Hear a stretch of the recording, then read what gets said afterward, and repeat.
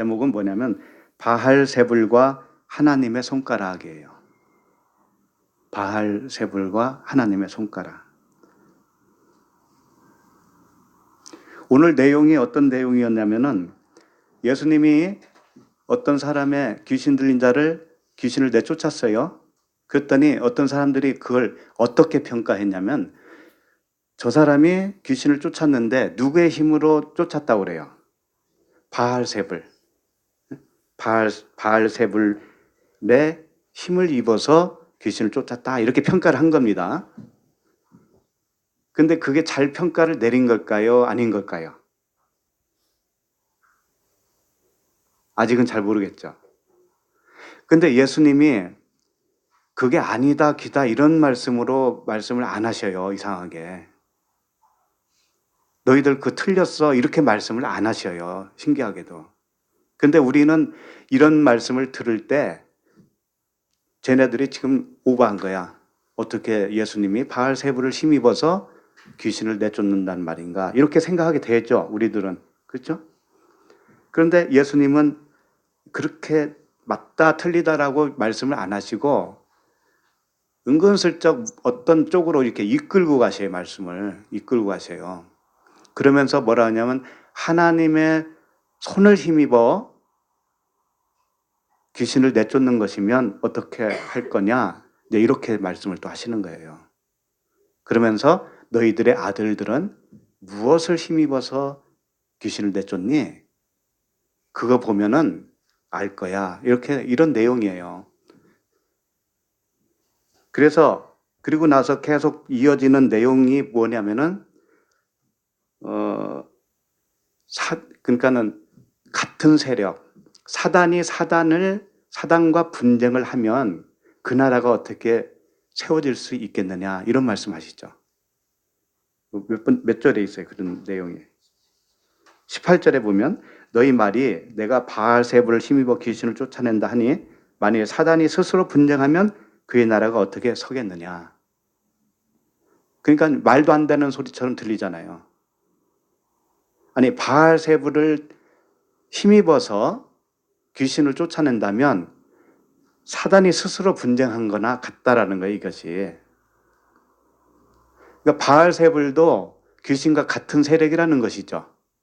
이 같은 세력이 스스로 분쟁을 하면 어떻게 그 나라가 세워지겠느냐 이렇게 말씀하셔요. 그럼 이게 이렇게 해야 된다는 거예요? 이렇게 하면 안 된다는 거예요?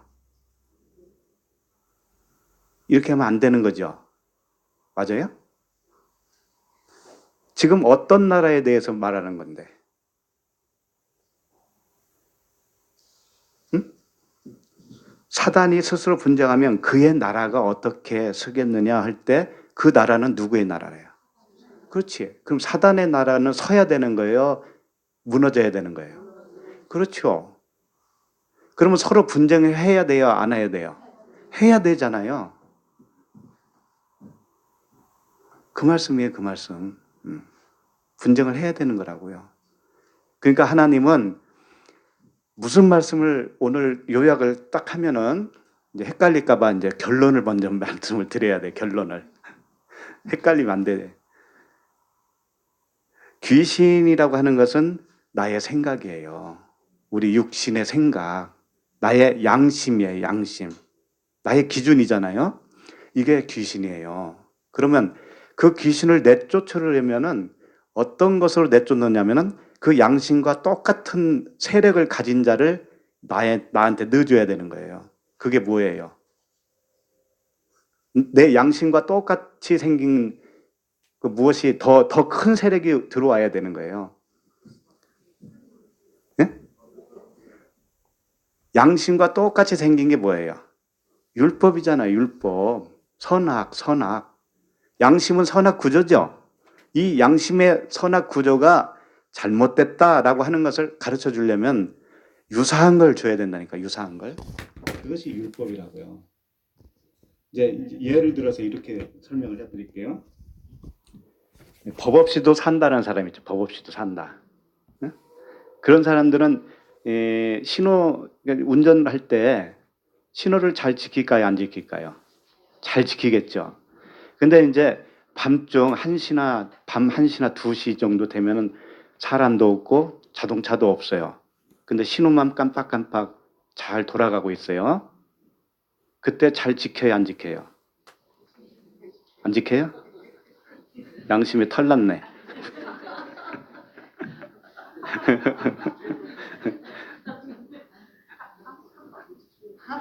그럼 법 없이도 살겠다는 사람은 잘 지키겠죠. 그렇죠? 네, 잘 지키겠죠. 안 그런 사람은 슬쩍 그냥 가기도 하겠죠. 그렇죠? 그러면서 잘 지키면서 사람도 없고 보는 사람도 없고 교통도 없는데 나 신호 잘 지켰어. 내가 이래봬도 이런 사람이야 라고 자부심을 갖겠죠. 그런데 너 그렇게 스스로 의롭다고 하는 것이 얼마나 더러운 건지 내가 한번 알려줄게. 그럼 알려주려면 어떻게 해야 되겠어요? 거기에다가 법을 강화시켜야 된다고요. 네? 법을 강화시켜야 돼. 그래서 예수님이 법을 어떻게 강화시켰냐면 너 마음으로만 해도 법 어긴 거야. 이렇게 말씀을 했어요. 그러면 아무도 없는데 잘 지키고 있는 그 마음 속에 급한 일이 생겼다 이거예요. 급한 일이 그 사람에게 병원에 갈 급한 일이 생겼다 이거예요. 그때도 그거 지킬까요? 지킨다고 해도 그 마음에는 어떻게 생각하고 있어요? 이 신호만 아니면 내가 빨리 갈 수 있는데 이런 생각 할 게 아니겠어요? 그럼 그 생각 자체가 법을 어긴 거라는 거예요. 이렇게 강화를 시켰단 말이에요. 이 강화시키는 것이 뭐냐면 율법이다 이거예요. 율법. 시내산에서 준 율법이 그 역할을 하는 거예요.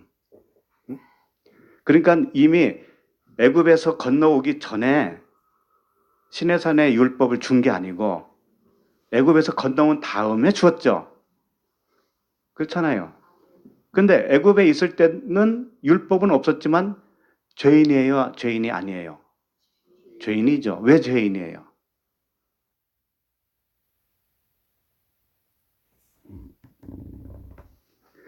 가나안에 안 들어가면 아니 그렇게까지 하면 무리죠. 홍해를 건너서 세례를 받지 아니하면 그것 자체가 뭐예요? 그 죄예요, 그게. 그 자체가 죄예요. 죽어야 되는 거예요, 한번. 죽지 않으면 죄가 그대로 있는 겁니다. 뭘 하고 안 하고의 문제가 아니죠. 자, 그러면 주님이 이제 이렇게 된 거죠. 너 마음으로만 이 신호를 어겼으면 좋겠다라는 생각을 했으면 너 벌써 죄를 진 거야. 이렇게 광어를 시켰죠. 그렇죠. 그러면 누구든지 간에 죄인이 되잖아요, 이제는. 그렇죠? 모든 사람이 죄인이 되잖아요. 마음으로 이 신호만 없었으면 내가 빨리 갈 수 있는데 이런 생각 하나 안 하는 사람이 어디 있겠어요? 근데 단지 이 교통 신호만 가지고 그러겠습니까? 수도 없는 법들이 있잖아요. 우리가 살면서. 그 모든 것들이 이것만 아니면 이렇게 할 텐데라는 마음이 있을 거 아닙니까? 그 자체가 다 죄예요, 죄. 그런데 주님이 그렇게 강화시켜 놓고서는 쭉 가다 살아보니까는 어느새 은혜가 임해요, 은혜가. 은혜가 임하는데 똑같은 그 말씀이 어떻게 들리는 시점이 오느냐면은 이렇게 되는 거죠. 내가 그 신호 위반 하지 말라고 법을 강화시킨 줄 아니? 이렇게 딱 말씀하시는 거예요. 그럼 뭐예요, 그러면? 마음으로 신호 위반을 해도 법을 어긴 거라고 해놨는데 사실은 내가 그걸 말하고 있겠냐? 이런 말씀을 딱 하는 거죠. 그럼 어떤 법을 말씀을 했다는 의미로 우리가 깨닫게 됩니까? 그 신호 위반을 하지 말고 잘 지켜라라고 준 법이겠느냐 이거죠, 하나님이. 그 법이 아니다는 거죠. 율법이 그 겉으로는 그렇게 보였는데 사실은 뭐냐면은 네가 육체로는 이 법을 지킬 수 없다라는 것을 깨닫게 하기 위해서 내가 준 거야. 이렇게 된 거잖아요. 그렇죠? 그러면 육체의 법, 그러니까 우리가 살면서 육신적으로 지킬 수 있는 법, 신호 위반이든 여러 가지 법이 있잖아요. 속도 위반이든 도덕적인 법도 있고 여러 가지 있죠. 그런 것들에 대한 법으로 내가 주었겠느냐 이렇게 말씀하시는 거예요. 그럼 무슨 법으로 줬어요? 성령의 법으로 줬잖아요. 성령의 법. 성령의 법으로 준 거야. 내가 율법을 겉 표면으로 포장해서 너한테 줬는데 너는 그것을 육체가 잘 지켜야 되는구나 라고 여겼잖아. 근데 그건 네가 속은 거야. 속은 거야. 그럼 뭐예요? 성령의 법으로 준 거야. 그러는 거죠. 성령의 법. 그럼 성령의 법은 뭐냐 이거죠. 성령의 법은 진리예요. 진리. 이 땅적인 법을 준 게 아니고 생명이라고 하는 생명의 법을 준 거예요. 생명의 법으로. 그러니까 생명의 법은 다시 말하면 육체의 법으로 주지 않았다라는 것을 아는 것이 생명의 법이에요. 좀 더 쉽게 말하면. 교통법규를 잘 지키라고 법을 준 것이 아니고 그것으로는 우리 육체로서는 지킬 수 없는 법이었구나 라고 하는 것을 아는 거죠. 그러면은 그게 진리거든요. 그것이. 그러면 진리 안에서 어떻게 돼요? 육체의 법을 지키든 안 지키든 그게 관계 있어요, 없어요? 생명의 법에는 아무 영향을 미칠 수가 없어요. 그것은 교통법규를 어기면 딱지 끊어야 안 끊어요. 그리고 어기면은 교통 질서가 있어요, 없어요?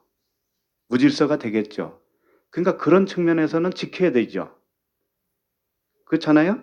그런데 하나님 생각을 열심히 하다 보니까 하나님 생각 열심히 하다가 운전하다 보니까 신호 위반 할 때 있어요, 없어요?